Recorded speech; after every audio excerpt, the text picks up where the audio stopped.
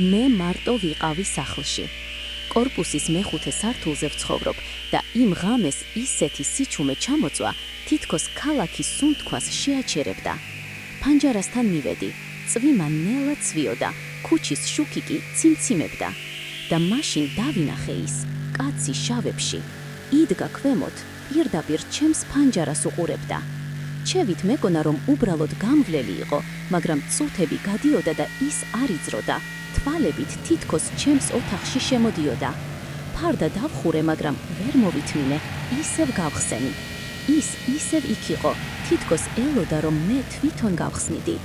გული ისე მიცემდა, მეგონა კედლები დაიძვრებოდა.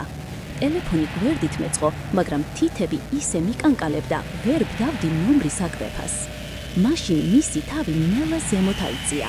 მე მეხუთე სართულზე ვარ, მაგრამ მისი თვალები მაინც ჩემს ფანჯარას წვდებოდა.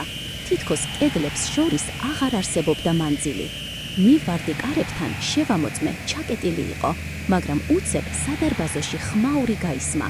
მძიმე ნაბიჯები, ნელა, თან მიმდევრულად. ფანჯარასთან მივირბინე, ის აღარ იყო, მაგრამ ახლა ხმა უკვე ჩემს კართან ჩერდებოდა.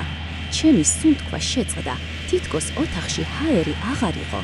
და მაშინ კარზე ნელა, ძალიან ნელა, სამჯერ დააკაკუნეს.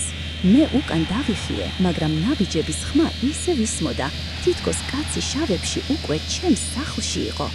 ოთახის სიღრმეში სიბნელე უფრო ბნელდებოდა და ყოველი ჩრდილი მის სახეს იღებდა. ფანჯარასთან ისევ მივედი, გარეთ აღარავინ იყო, მაგრამ სარკეში, რომელიც კედელზე ეკიდა, მისი სილუეტი მკაფიოდ ჩანდა.